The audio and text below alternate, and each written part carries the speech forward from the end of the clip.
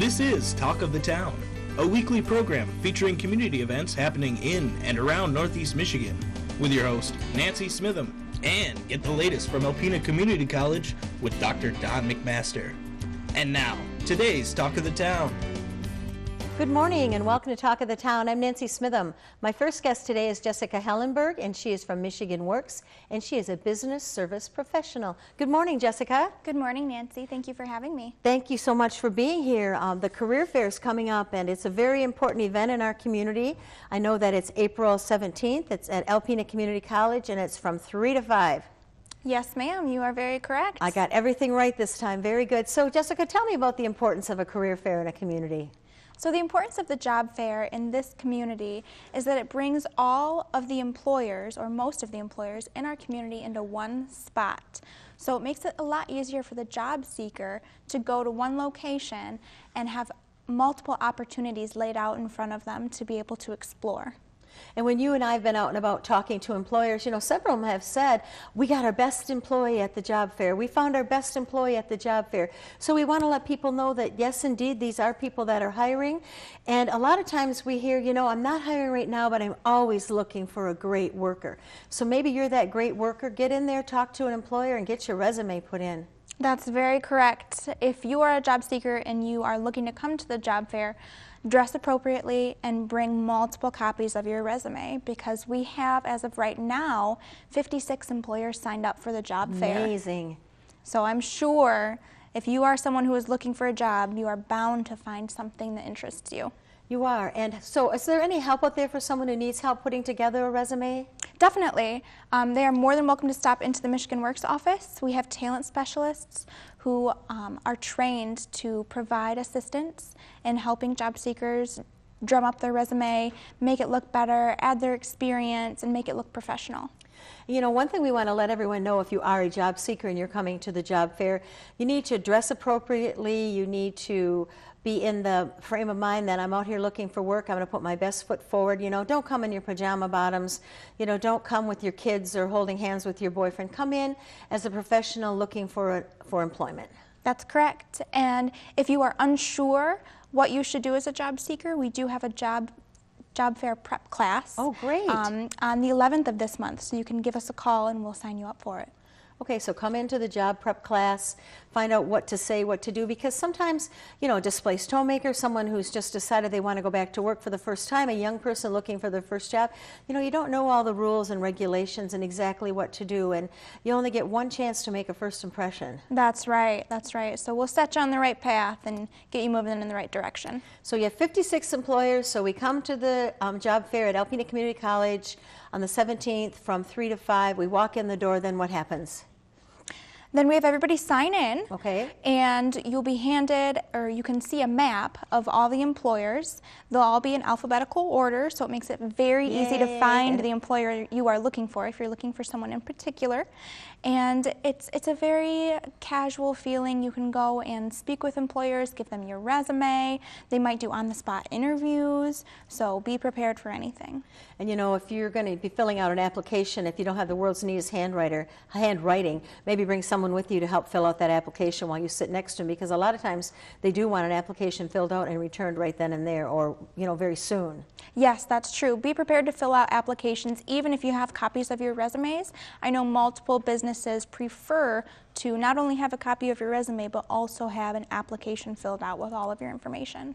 And you know, another good part about the job fair is the networking that goes on, networking amongst the employers, networking amongst people looking for work, people working the booths and tables. I mean, I sit back and just seen, you know, so much networking going on and talking to people and getting ideas and things that maybe won't help you that exact day, but will help you somewhere down the line. Very true. And if you are an employer who has not signed up yet, we still have space available. Okay. So feel free to give me a call and we'll get you signed up. There's still space if you are looking for people or you know that you'll need people in the future. The job fair is definitely something that you would want to attend. Okay, so give me an idea of some of the employers that will be there.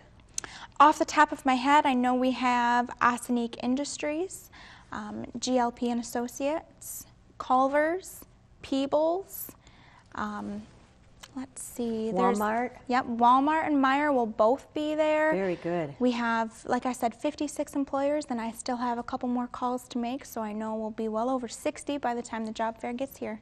So just want people to know that it is a worthwhile event. They need to come. A lot of times the employers are there and the people, they don't get enough applicants coming in, so please come in and apply. And if you think, maybe I can't get a job at Austinick Industries, when we were there talking to them, they train their people. So you could get a job at Austinick Industries where you start out at a great wage with benefits at a good, well-established company. So come in and take a chance. That's right. That's Okay. right. And so give me an idea of some other services provided by Michigan Works, Jessica. Well, like I was saying before, if you are a job seeker, you can come in and receive assistance to ramp up your resume and to be prepared. We also have multiple different services for employers. Yes. So like you said, I'm the business services professional, and I work on the employer side more so than the job seeker side. So we help with assistance with Skilled Trades Training Fund, on-the-job training. There's multiple different things that we can assist with. So if someone out there, a business, is saying, you know, I need to hire 3 or 4 people, they could contact you. You could let them know if they're eligible for the on-the-job training program, if there's any skilled trade dollars available, and you could help them get their openings posted on the Michigan Talent Connect. That's correct. Pure Michigan Talent Connect is where we do all of our job postings. We could get them posted on there. We have the ability to collect resumes in our office if a business did not want potential applicants coming in to their business. Maybe they have a small business, maybe they don't have a storefront yet. We are collecting for quite a few places like that. And they can come and hold interviews at your facility? They can, yes. We have an employer interview room. So if you wanted to hold interviews, we had Harbor Freight there a few months ago. So they did not have their storefront up and running yet. Right. So they did their interviews at our office. So if it's anything to do with looking for work, the best bet is to stop at Michigan Works, walk in the door and say, hey, I'm looking for a job, I need help, and then you'll get assistance from people. That's right. Stop in and see us. Okay, one more time, tell us where and when we can come for the job fair. April 17th, 3 to 5 at Alpena Community College. And we'll be looking forward to seeing everyone there. That's right. Thank you. Thank you. I'll be right back following these messages. My first guest today is Carlene Shakutsky from Partners in Prevention. Good morning, Carlene. Good morning, Nancy. Thank you so much for being here today, and I know you always have many, many things to talk about, so start us out. Well, we do. One of the first things is that our March Power of Parenting has to be rescheduled due to a closure of activities at the school that night at Thunder Bay Junior High. So on the second Tuesday of April, we're going to have the Just Kidding with Mary Schulk, and it's looking at teasing, kidding, bullying. What is it? Is there a difference? And there certainly is a difference, and she's going to go over that and talk about how to recognize when it's bullying and what to do, and how to help your children and being able to deal with teasing as well. So that's coming up. We can have people call our office, 356-2880, to register for that. It's free. It's sponsored by the Parenting Awareness Team, and there's free childcare. So we have a few extra weeks to recruit some people, so we hope that they will call to take that in. Bullying is a really current topic, and it gets a lot of press, but do we really define it? Do we really know? Sometimes our own experience is informing us, and maybe we need to broaden that a little bit with some information. And you know, I've heard some pretty hurtful things said, followed by "just kidding." Absolutely, that's why we called it that. That's perfect. And you know, when the things that I read in the free presses and the papers and the magazines and the books about bullying, it goes on every day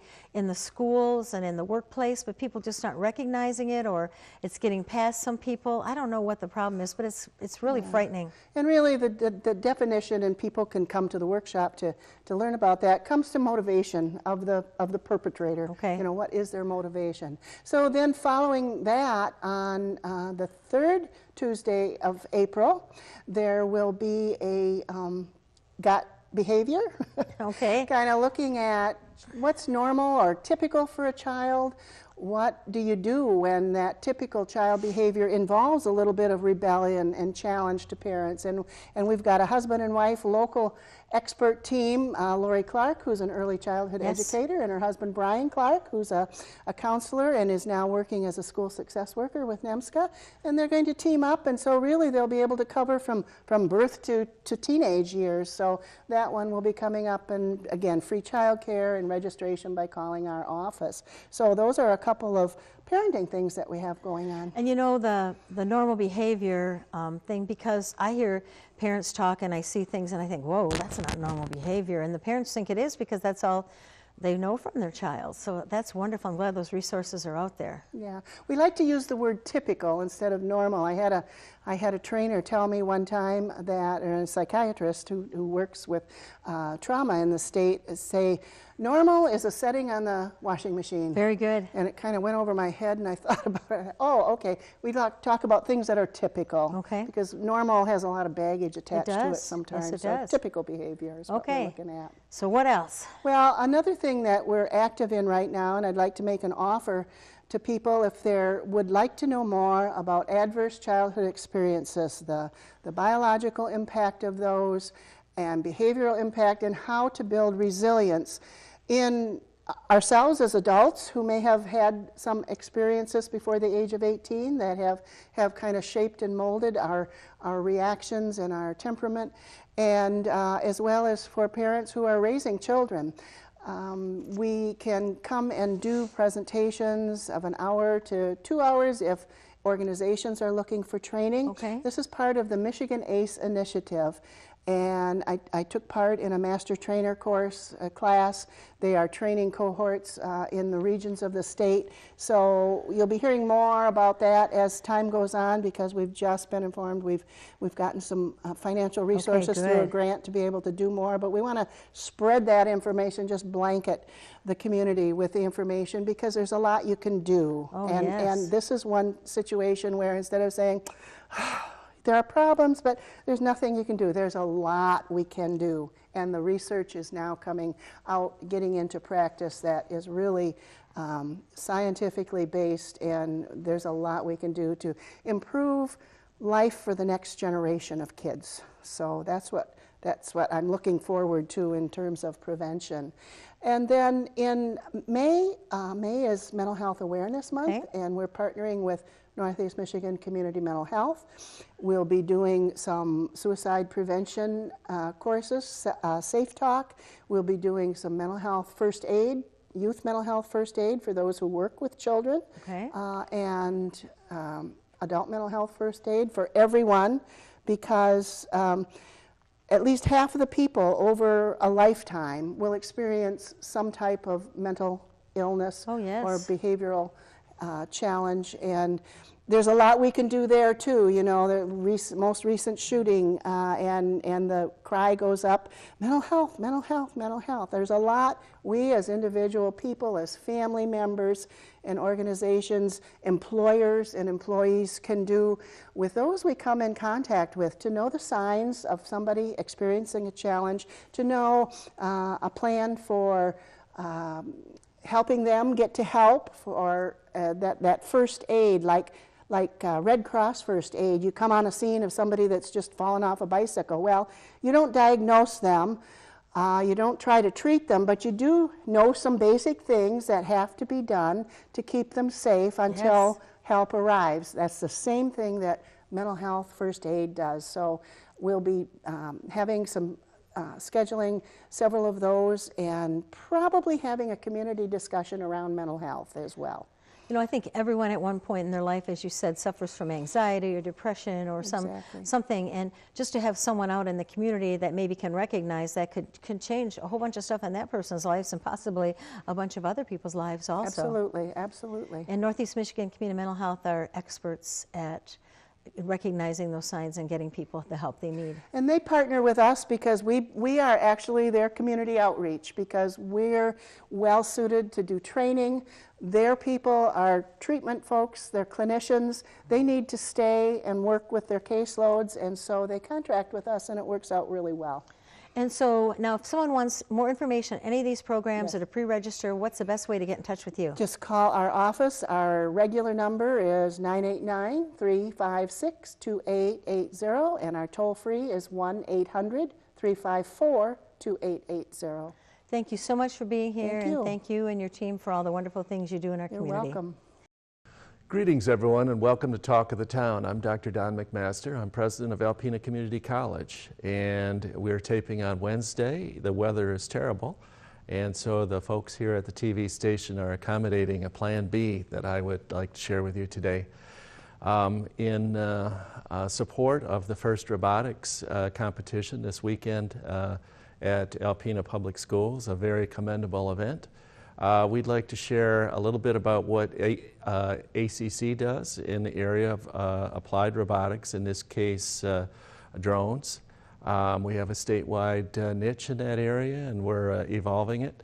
And we will show 2 videos that depicts a little bit about that program. So enjoy, thank you for watching, and we will see you again next week.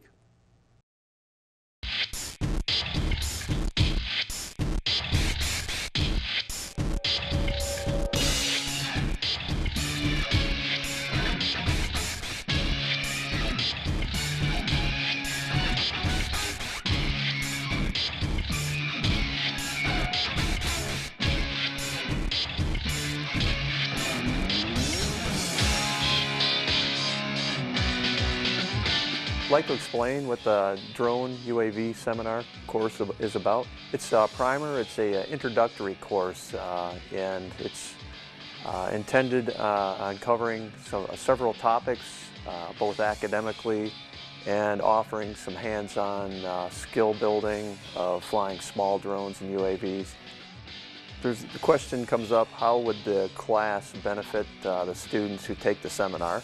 You have to start out with who the students are. We have a broad variety of students, anything from some college students to some public safety officials, some interested citizens. It'll benefit the students in that they'll understand maybe some future career options for drones and UAVs. They may be interested in the technology of it. Most youth and young students love to grasp technology, so it'll be an introduction to them.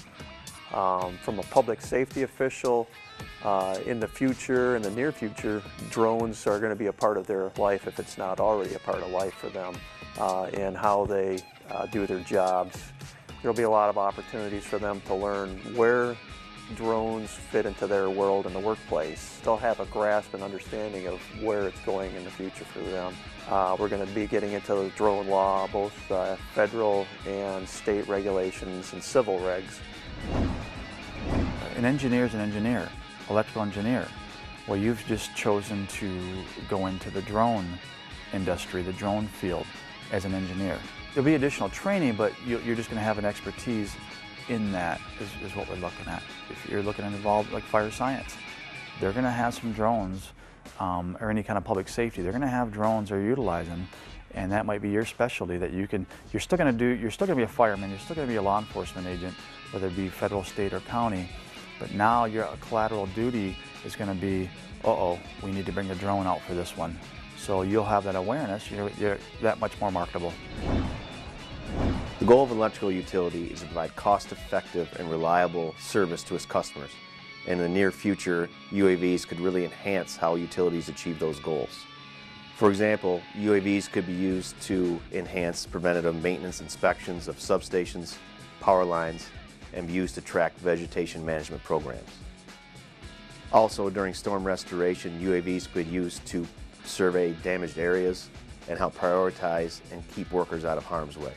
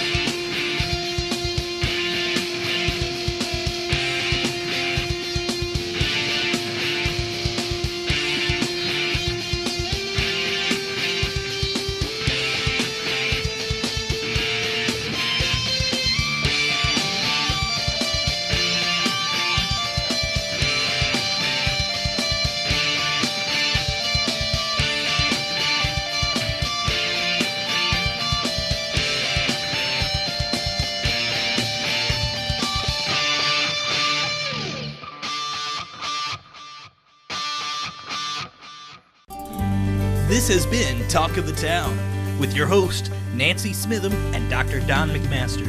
For a list of community events taking place in Northeast Michigan, please visit our website at wbkb11.com and click on our community link.